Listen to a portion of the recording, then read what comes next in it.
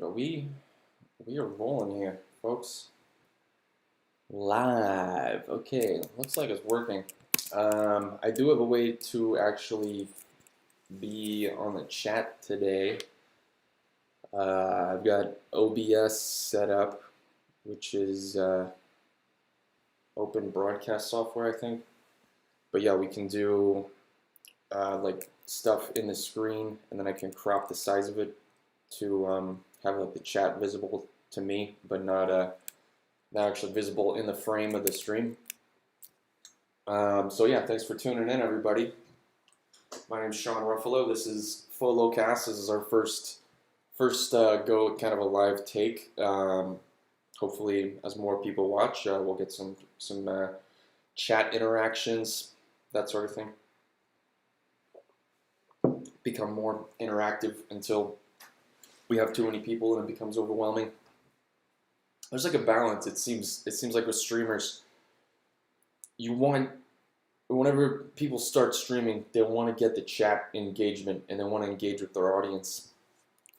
And so they try to get all these people in the chat, and then they eventually do. And then once they get up to like 7,000 streamers every event or every day or whatever it is that they do, it just becomes so crazy. And every time they open the chat, it's just bah, bah, bah, bah, bah, bah, and you can't even interact with it anymore, whether they're like doing games or anything. But speaking of games and streaming and that kind of stuff, you guys, I was just popping over to Twitch because I was gonna see if there was any Riot streams right now. There's been a few good ones on there, and I was thinking about like these other networks and these other ways to stream, like whether it's Twitch or what I really want to jump on is whenever we get the first decentralized one that has its stuff figured out. You know what I mean? Whether it's the Theta network or I think it's going to be something that's tokenized. I think it's going to be something that's involved with the blockchain. I'm not sure exactly how it's going to work it. I think no one knows which solution it's even going to be yet. But Theta looks pretty likely. And I still, by the way, I still want to do a video just on Theta, a whole video just on what its use cases are, how it works, how the network works. If we look right now, actually, at the live chart, we're in the middle of a breakout. So that's kind of perfect timing. We were chilling around right around here whenever I was getting everything set up for the stream. So it looks like we've gone from 9,540 up $100, over $100, $150 almost to 96.80. Wow. So that's like let's say basically our price is 10 grand, right? And we basically just went up $100. So that's 1% or whatever, which is I guess a lot. The thing is like before I got into leverage trading, I didn't understand. Like when people talked about with stocks, like how people were making this insane amount of money, but like the percentages of whatever they were trading, whether it's some index, like a SPY index or the SPX index or any of those crazy index funds, or like an individual stocks company. I never understood how these brokers or traders or investors were making so much money when like the movement overall for the year on whatever they were talking about was only like 5% or something. Like never doing something like this where we got this huge movement in one day. But I just never understood in stocks until I got into leverage trading. I never understood how they did that. Like how are people making so much money when it's only going up by 1%? But it's like now I'm doing a little bit of leverage trading. I'm at least doing enough to know how it works. Man, my hair looks retarded. And it makes me realize, like, oh, if you do the same thing in the stock market, you don't need the prices to jump 20% in the asset that you're invested in to make 20% of your money back. You can do a leveraged trade and get a lot better returns that way. I still want to do some live leverage trading at some point. The thing is, I don't make that many moves. Like I don't do day trading basically. I don't know. So it wouldn't be that exciting. I mean, and also like I'm trying to figure out like if I'm gonna be like live streaming basically one of my bank accounts, which is kind of what Kraken is. It's like a trading slash asset holding, account. It's like, do I want to show the amounts?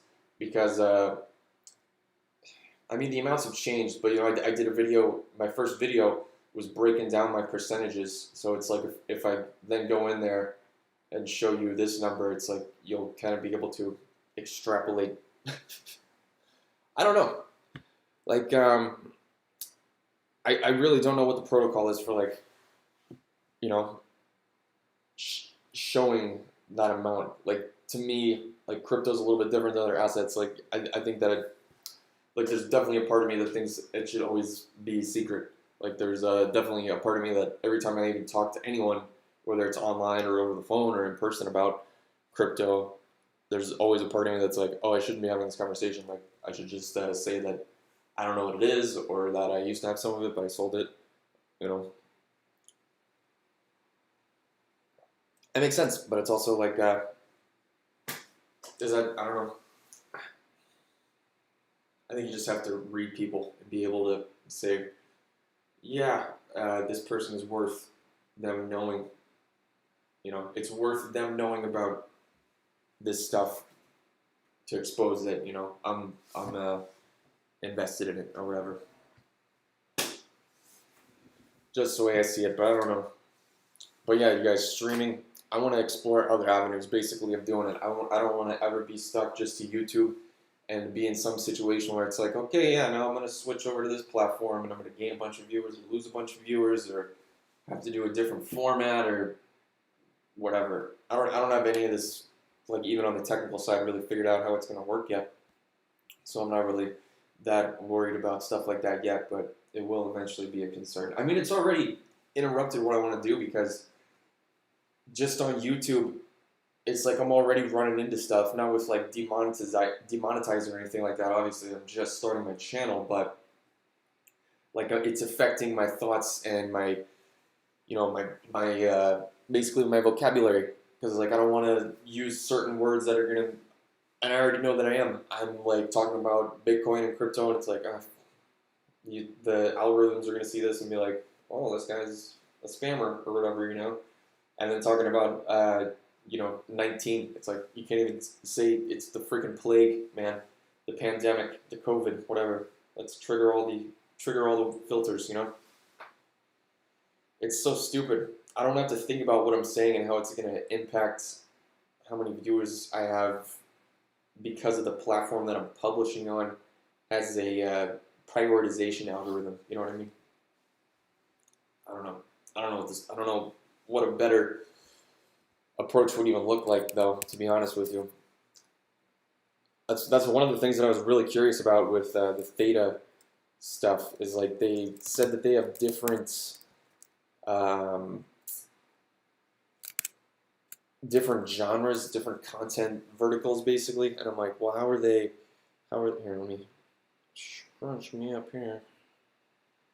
They have different, and I'm like, okay, well, what if like people set up like a porn decentralized app on this, or anything. See, so blah blah blah blah blah. Where's the stuff about the different?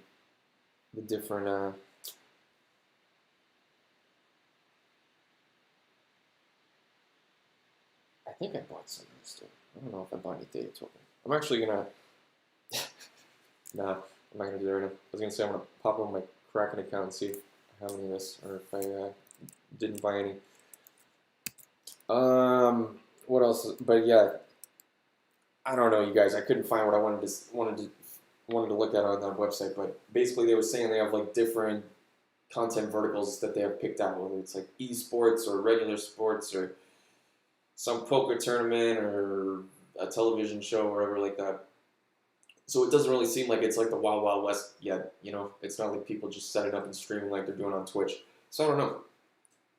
Maybe I'll try Twitch, but I mean, they have restrictions too. It's like all of these centralized solutions, that's the real problem, I think, is the centralized part. And so with Theta, it is decentralized, and I think that maybe different nodes are going to be able to choose what kind of content they want to port through. Like some nodes might say, like, yeah, I'm going to port through everything. As long as you're paying the right amount of Theta fuel, I'll serve up these bits to these users and not ask any questions. And other people might maybe can set up, I don't know if this is configurable or not, I'm just spitballing, but this is maybe the way that it could work, or maybe the next solution will work. We'll see. It's always an interesting debate, but not something I want to talk about all day long. Oh, I just got off the phone with my good friend Ben, and he said he's gonna go do some bullshit and call me back later. So if he calls me back, I'm basically just gonna end the stream because I don't think anybody's live watching or anything like that. I'm just kind of doing this for more experience and to practice not having dead air time. I want to just be able to get good at whatever's going on in the world or whatever's going on in the markets or with technology or anything like that. I just want to be able to pop open the stream and be able to serve up the best stuff to my audience and be able to give just like a good take on it. You know, I look up a lot to people that are able to do that, like all kinds of different YouTube channels, content creators, bloggers, stuff like that. It's like they don't buckle under the stress of crazy stuff going on. They get excited and they recognize it as, okay, this is how I'm going to charge my content now. Like I have basically a free ticket for making some new content. And for me, like I know I'm very new at it, but I went like the opposite route, and everything that's been going on the past 2 weeks, all these riots and insanity has stressed me out completely, and I haven't been creating. I haven't been, like I closed down basically. So, like I haven't been reading as much. I haven't been doing videos as much or anything really. So I gotta learn to swing with that and make it momentum that works for me. But today, what else are we going to talk about, you guys? I think that everything that I talked about before still stands with what's important right now, like what you should be focusing on and how to financially preserve yourself. I think that if you're in the position to do so, it's basically required at this point that you exit the dollar. Whether that looks, I don't know, it's going to look different for everyone. Some people, maybe you can buy artwork, actually. They want to talk about that. Oh yeah, I got that written down for the day. Yeah, I've been looking into that a little bit, the art stuff. But yeah, otherwise, like you got to get out of the dollar because, I mean, real estate's another good one. Cryptocurrency's a great one. Buy some gold or some hunks of platinum and stick them in a safe. I don't know, but whenever there's an asset that can just be printed out of thin air, and you can say, hey, we need 6 million of these, and now there's 6 million of them. It's like that's not going to hold its value no matter what it is. I mean, just the way things work. Yeah, there's no restrictions on it. You got to get out of it. They can make as much of it as they want, and they are very, very open about that, and they talk about it pretty regularly. It's not very. I mean, it's very on the nose, you could say. Yeah, all of those stuff I talked about too. Be ready for anything. Stock up on supplies. Preserve your wealth if you can. But yeah, that's last week. This week, I want to talk about housing and retail. Maybe talk about like the Portland area, the job market. I want to talk about what renting looks like kind of on the East Coast versus the West Coast right now, because I'm kind of planning that move potentially. I want to talk about some personal gadgets, like some stuff that I want to maybe purchase if the market goes in the right directions and I'm able to have the right sense of timing. There's some fun toys that I want to buy. Nothing too crazy, and yeah. Talk also about art. There's basically 4 artists that I'm thinking about getting into. Where are we at right now? We're at 15 minutes. Nobody in the chat. Nothing going on. Bitcoin's at 9,800. Holy cannoli. Butter my biscuits, ladies and gentlemen. So we're breaking out right now in some kind of way.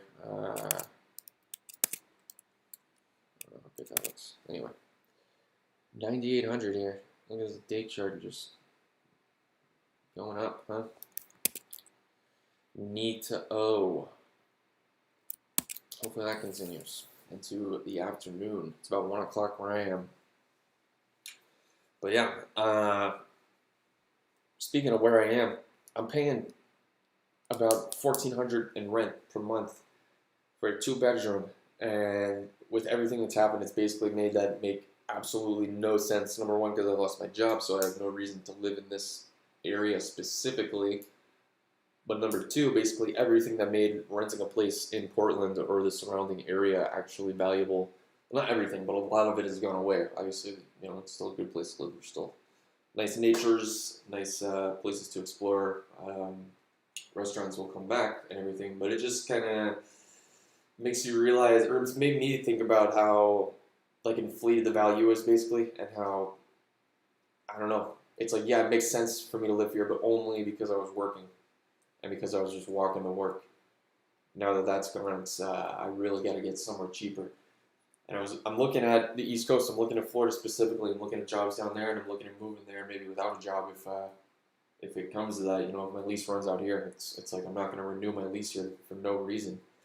It's too expensive. I can go to the East Coast or go somewhere else and pay half basically. Get a place for like 800 or 900 a month and be comfortable enough. And especially like if I'm actually successful at getting into the whole sailing industry, I'm not gonna really need space. I'm just gonna need basically space for this desk and somewhere to stow my bed while I'm gone. It could be a storage unit there, and then like it could be someone's garage or something. Basically, is what I'm saying. And I could just pull out the mattress when I need to use it whenever I'm there. And hey, I'm gonna be here for a month until I find a new boat to live on, and then be gone for a year potentially. Or however it works out. I don't know, keep an eye on the chat in case something comes up. But yeah, it looks way cheaper over there. Miami versus Portland, Fort Lauderdale versus this area. It's crazy. Definitely seems like the way to go right now. Go down there. Probably have to get some new clothes because it's going to be really, really toasty. Get some hemp, some synthetic shirts, some weird stuff. I don't know. Figure out how people survive down there, man. I was thinking about too, like, because they recently opened up one of the trails by me, so I was finally able to go and have my little nature walk, which I've missed very much since it's been closed because of the COVID. And seeing my man, when am I living in Florida? Because like I've been trying to get like 2 hours basically of exposure to nature every week, and it helps a lot with like my wellness levels, my clarity, satisfaction, and gratefulness, and all that sort of thing. So I've been trying to do that consistently. But I was thinking about, man, when I'm living in Florida, how am I gonna spend 2 hours in nature? Like does being on a boat count? Because that's like you're still in a synthetic environment. You just happen to be in a floating one. Like swimming, I would say counts, or snorkeling, or diving. Maybe like being on the beach. But as far as like exploring green nature and like going on a trail and going for a hike in Florida, it's basically Fort Lauderdale. You have this little strip of suburban area, and then hyper dense stuff right on the beach. Then obviously the ocean, and then the Everglades. So it's like, in a way, I guess similar to the setup in Oregon and Cascadia and the Valley and Portland and everything like that, but just a different flavor of it completely. Like Portland and this area is a valley. When you get outside of it and you get further away from the river, it turns into badlands or mountains or craziness. But I mean, yeah, it's just nature, I guess. I mean, it's just going to be a different flavor of weirdness. Like it's going to be the Everglades and big reptiles. I guess that there are actually crocodiles in Florida. I didn't know about this, but I guess since like the 80s, there's been some American crocodiles living in Florida. Didn't know about that. I knew about alligators, obviously, and I knew about the pythons and everything else. Snakes. I mean, I'm from North Carolina, so I know like the snakes of the South are nothing to mess around with. Yeah. Alligators don't worry me either. I've been around those plenty. In Wilmington, they got Greenfield Lake. They got alligators all over the place. Alligators don't bug you unless you're a small child or a little dog. They really are not gonna try to go for a full-size person usually. I guess maybe unless they're desperate. Alligators though are ambushing predators, right? They pretend to be a log and they chill and they wait, and then when they get the right opportunity, they go for it. Crocodiles are insane. Crocodiles go out and hunt and run after stuff. Uh, like you could have crocodiles. They don't work together as a group. They're basically just these chomping crazy, like they're sharks kind of, you know. Whereas alligators are more like snakes, really. I mean, there's some snakes that go out and hunt, I guess, but yeah. They just chill and wait and ambush, where crocodiles just run and snap and go insane. So I would not want to run into a crocodile, an American crocodile, or any kind of crocodile, especially if I was on my own in Florida, like going for a run or something like that. And all of a sudden you got this 600, 900 pound reptile with like no brain to even blow out of its head. There's pictures of, let's see if we can find this, an alligator with a knife in his head, or a crocodile with a knife in his head, I forget which it was. With knife in head. It's like you, yeah, here it is. You could try to take out one of these things and it just doesn't matter. There's not even like a sensitive organ for you to attack. Like, that's ridiculous. So that's an alligator. So imagine a crocodile is going to give even less fucks than that, if I understand things correctly. We're at 9,800 with Bitcoin. Looks like we're cooling off, you guys. It's cooling off a little bit. Down to 97. But yeah, whether it's on Theta or Twitch, I think if I do any kind of games, I think I'm just going to do that on Twitch. I think that's kind of how I'll keep it separate. I don't have the computer yet, you guys. I don't have the computer yet to really even be doing this kind of live streaming. I want to really get good with the OBS and get some cool stuff going on, like do some CAD design live stream, take suggestions from the chat about the design, stuff like that. Obviously, gaming takes more performance than this laptop. So yeah, that's one of the things I want to talk to you guys about, is building a new computer and when the time to do it is and how to do it. So we're going to pull up one of my favorite websites right now called PCPartPicker.com. I'm going to log in here.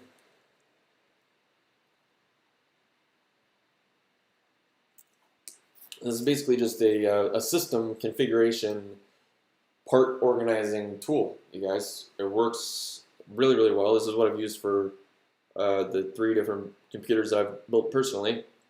So we can look at my save parts list. We'll build, I guess we can make a part list right now if we wanted to. This is the most recent one I made, AMD Big. Oh, I guess I'm not finished with it yet. I just have a cooler and an AMD picked out. I think this is one I didn't build. Yeah, I never built this one. And this is one that I did build. This is the one I had when I was living downtown. That ridiculously wide monitor. So basically what this website allows you to do is pick out a parts list to build your own computer, and it cross-checks as you're picking out parts for compatibility, and it only lets you pick out parts that are compatible with parts you've already chosen. So say for example you just know that you wanted to make a new computer and you wanted an i9 processor, or you wanted this specific video card. You go to this website and you go to create a new system builder up here in the top left, and you choose out which parts you want to make first. So let me switch on my camera. Other side.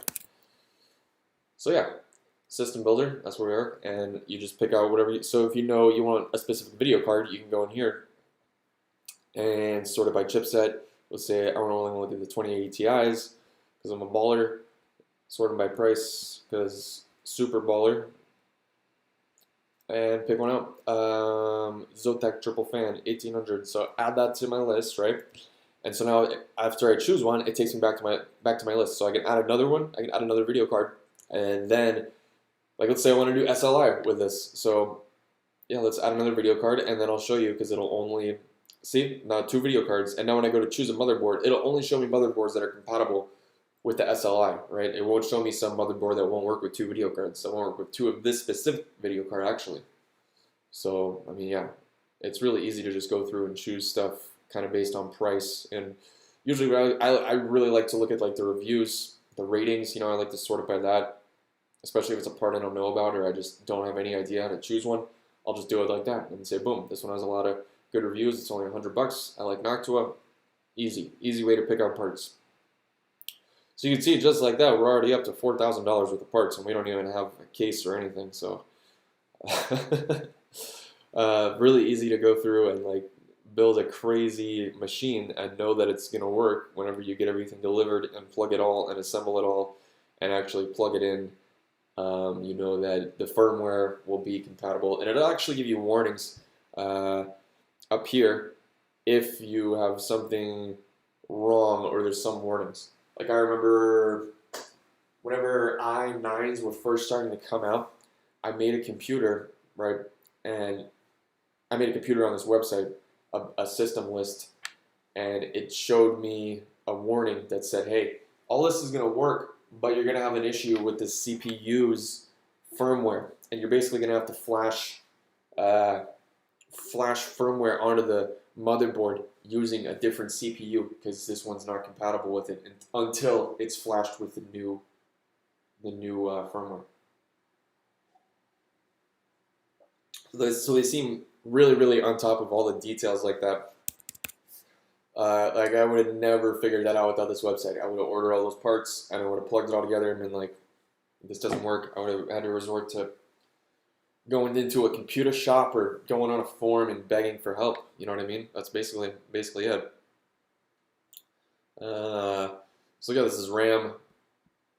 Again, you can just sort by rating and look at if you know about the numbers, and hey, there you go. But it's only showing you the 288 pins because that's what's compatible with the motherboard that we have chosen, and it'll also only show you the ones that the memory sizes are compatible. So you could do it by this way too. You could sort by modules and say, hey, I want 432, and then just look at the price from there if you want, or the speed.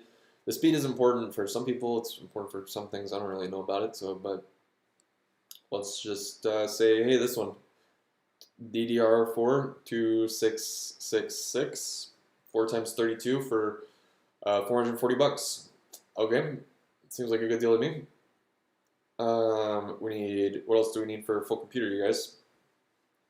Storage, yeah. How big is this one? That's not very big. Oh, 1 terabyte cache. I don't know how solid states even work, man. Let's go for the 500 gigabyte one. Save a little bit of money here, make it a little bit realistic. We already have 2 triple fan 2080 Ti's, so I guess that's kind of out the window. So again, you guys, as we're choosing a case right here, it's only showing us ones that are compatible with the size of the motherboard and the other parts that we've chosen. So you won't accidentally order a case where your video cards are running up against your side panel or anything like that. You'll always be ready to go.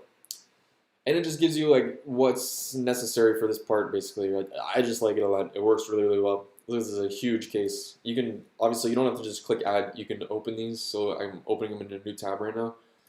And you can kind of check them out and then make your decision. This one looks huge. I just want to look at that one. This is like a mid-size case. That seems pretty good, right? I like the white, actually. This is a nicer kind of contemporary design, I guess you could say. And it's basically become standard that like all these cases have glass side panels now, which is nice. I remember the last computer that I built when I was living downtown was not that way. Here's the same design, just in black. I think we'll choose that one. Fractal design, Meshify, $100 only. Oh look, see, now we have a compatibility issue. This is what I wanted to do. I wanted to keep going until we ran into a compatibility issue. So it says these parts have potential issues. It says details below. Click on details. Oh, see, this is what I was talking about kind of before. Intel chipset motherboards may need a BIOS update prior to using this. Okay, so now it's saying for the RAM, not for that. And something about the SATA cables and some dimension restrictions cannot be yet automatically checked, such as CPU cooler RAM clearance with some modules using tall heat spreaders. So that might actually be the video card, and we might be just lacking data from the website might be lacking data in their part information database about how big this case actually is and if these cards will fit in it, and if the motherboard, I mean, if everything will fit in it really. Well, let's just keep going. We'll see what other warnings we get, all that kind of stuff.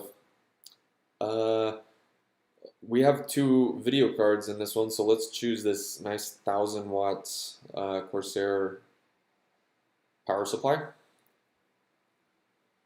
We don't need that.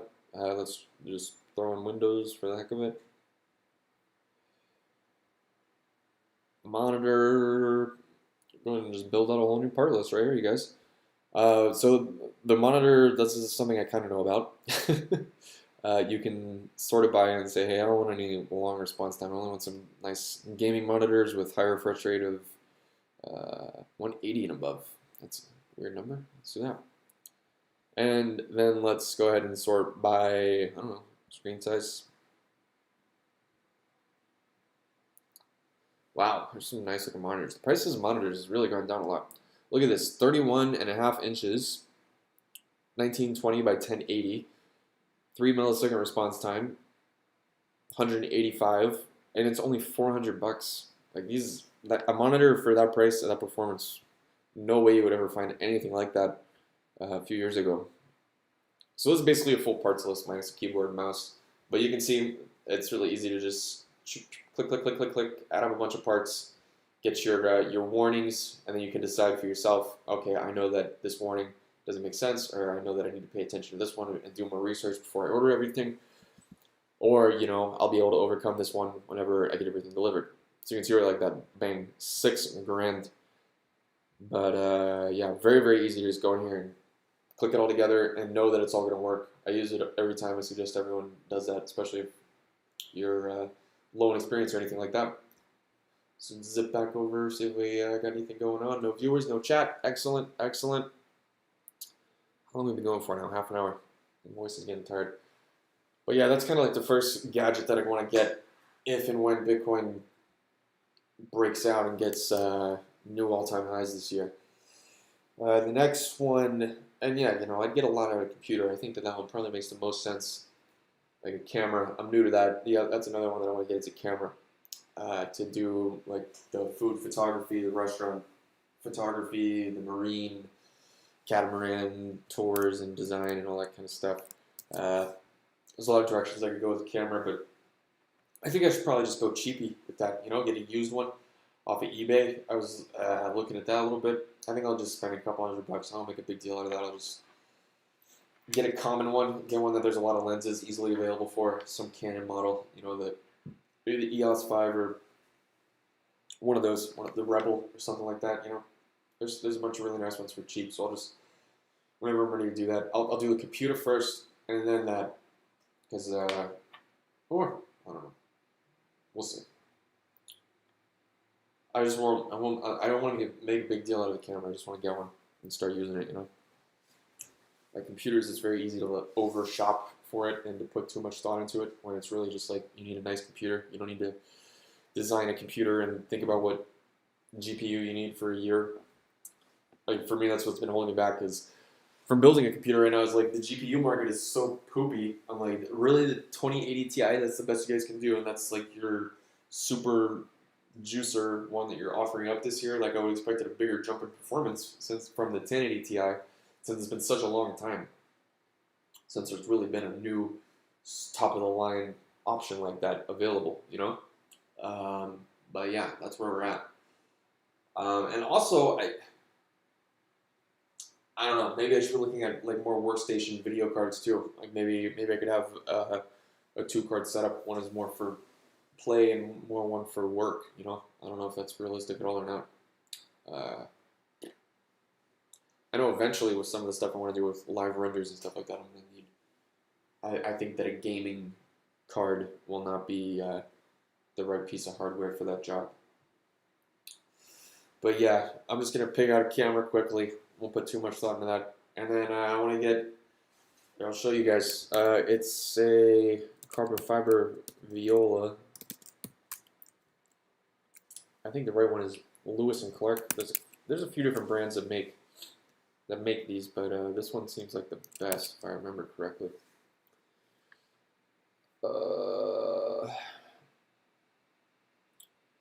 It's like $6,000 basically.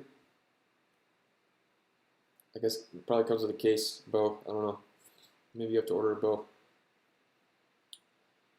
Let's say add to cart. Let's see what if it says what's included.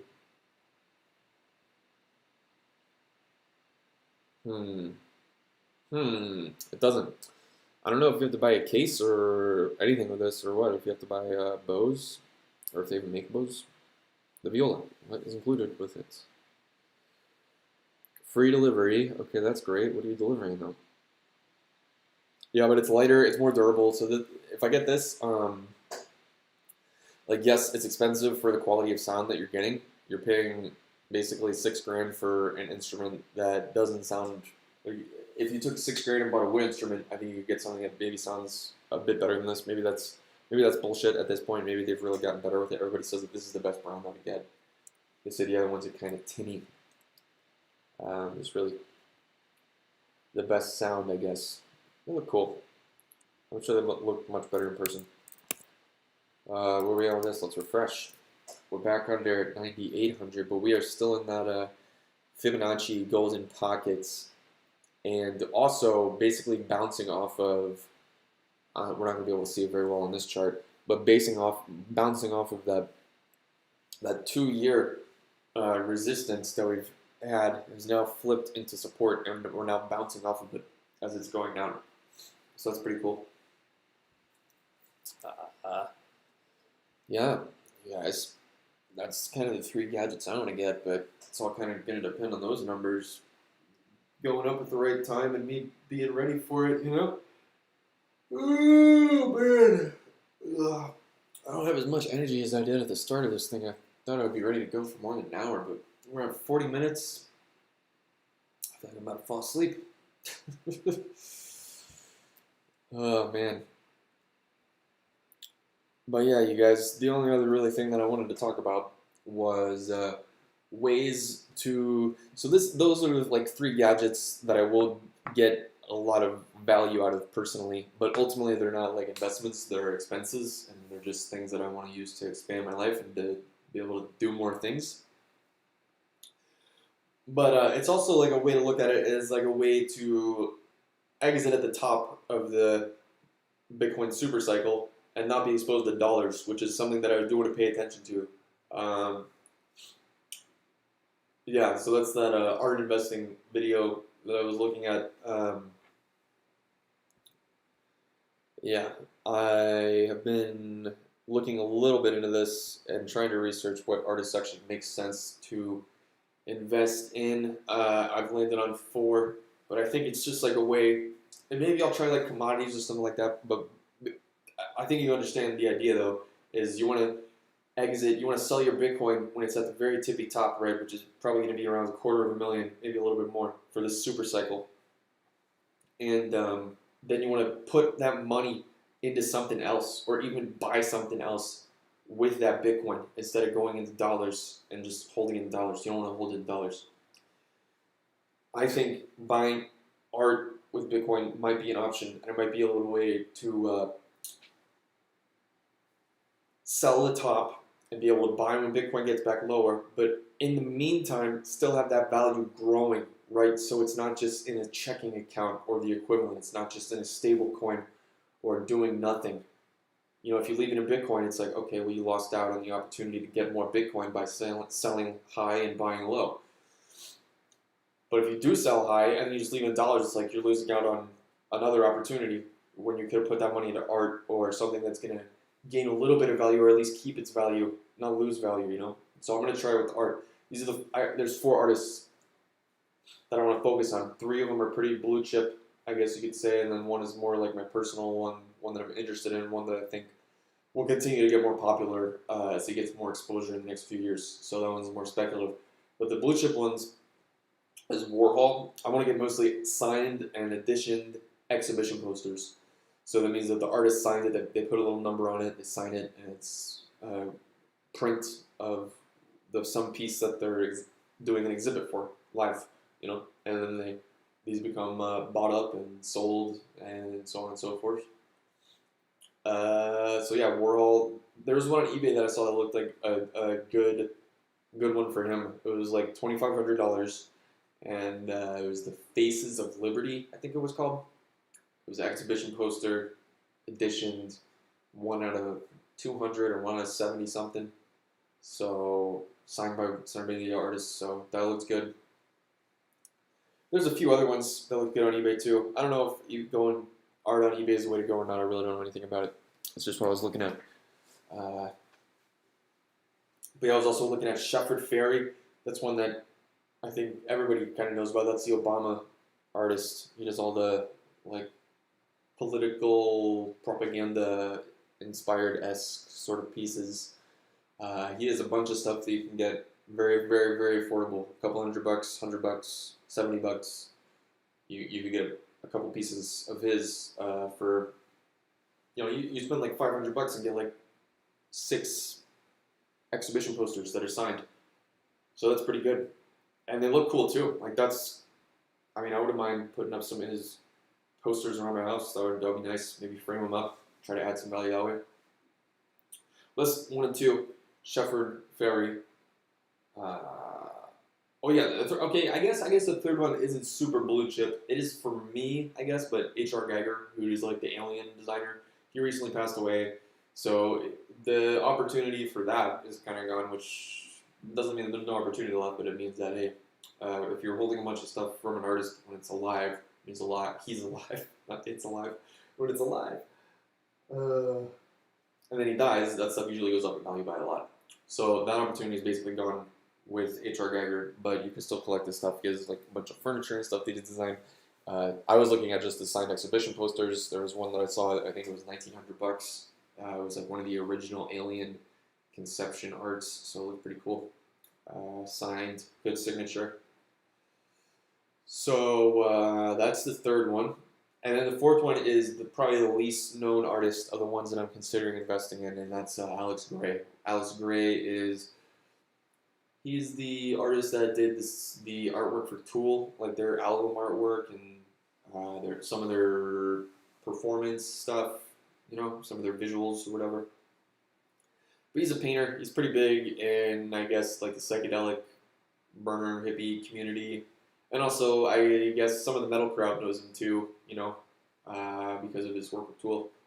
But I like his work a lot. I think it looks very, very unique. It's interesting. It's engaging to behold. I think it'll become more valuable. I think he's a great artist to get posters of. I think that he's basically the only artist that is on my list right now that I could maybe afford some originals of. I could. What did I see on eBay with Alex Grey? I saw it was for $5,000, and it was a collection of over 50 or maybe over 60 signed and editioned exhibition posters, all the same format, all in pretty good condition. There was one that had a little bit of damage on it, but that's it, for $5,000. And I was like, that's awesome. Like, that's the kind of deal I want to look for, is stuff like that where it's kind of a Hail Mary, but it's like if Alex Grey passes away, or he becomes more popular, Tool does another album cover, who the hell knows? I don't think it's going to go down in value, something like that. I think that's a really, really good deal. Like a collection of exhibition posters. It's kind of like buying like a portfolio of real estate or a portfolio of some asset class versus starting from the bottom and trying to figure out what's valuable yourself. It's just saying, hey, this guy already was collecting and he knows what's valuable and he knows how to grow it. I'm just going to buy his whole thing. So, but yeah, also, you could take that $5,000. Alex Grey is an artist, like I was saying, that you could actually maybe get an original piece.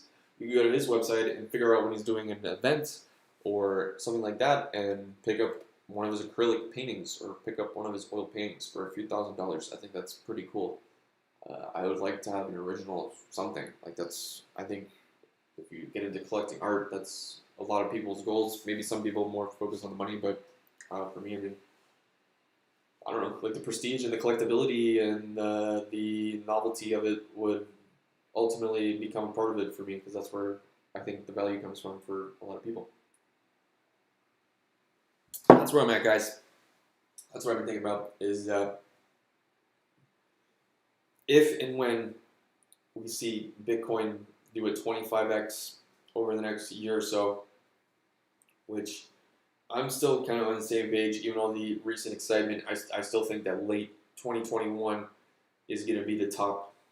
I think that we're not going to see new all-time highs until maybe around New Year's. I think we'll pop over 20, but that's kind of the time frame that I'm looking at and that I'm preparing for. I mean, I'm ready for something to come earlier, but not as ready as I will be then. I have some value that's locked up in staking and that sort of thing. So as we get closer to and then climb over our previous all-time high of 20,000, I'll be positioning those stakings to be ready to get liquidated, right? The ones that are locked up is the ones that I have in Crypto.com app, and that's like the 3-month staking where you lock it up and you choose your time frame. So as we get closer to that, I'll just, as we cross 20 grand, I'll be like, okay, I got 9 months basically. So I'll do maybe open a few more of those contracts over the next 3 or 4 or 5 months. But after that, I'll have it all out of those, so that as we approach the new all-time high, which I'm expecting to be 9 months after crossing the old one, I'll be ready to liquidate stuff and ready to exit the market and then take that and get back in once we get low again and get to the start of a new super cycle and reach our new bottoms and then start again. And then I believe that is the cycle, which will be about 4 or 5 years from now. I believe we'll cross $1 million per $1 million per Bitcoin in terms of today's value too, in terms of today's dollar evaluation. I think that's I'm not like betting my whole life on that. Like, let's put it this way, like I won't be hurting if that doesn't happen, but that's kind of what I'm counting on happening, and that's kind of how I'm timing my life and my investments and my money right now. Yeah, not sure I have too much else that I want to talk about. I mean, we're still seeing riots, we're still seeing craziness. It's been basically 2 weeks of this. Oh, I hope something comes out of it, man, because yeah, the police in this country, it's like, America really does not feel like a first world country sometimes. And I don't know if that's me being hypercritical of my government or if that's reality, but it's, you look at like how people in uniform act, you look at how our politicians treat us, you look at what corporations get away with, manufacturers, polluters, all this kind of stuff. Like, why are we paying such high taxes? You know what I mean?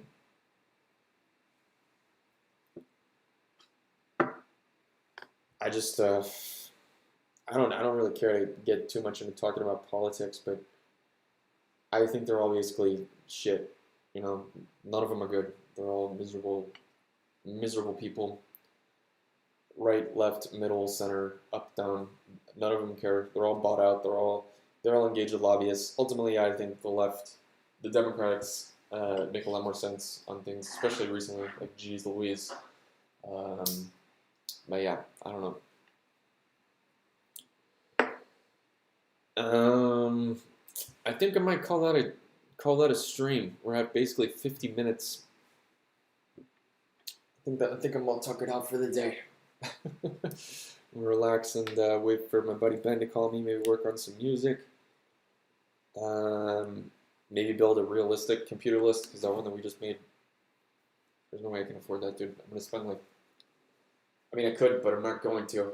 I'm gonna spend probably close to $2,200 on a new computer, basically.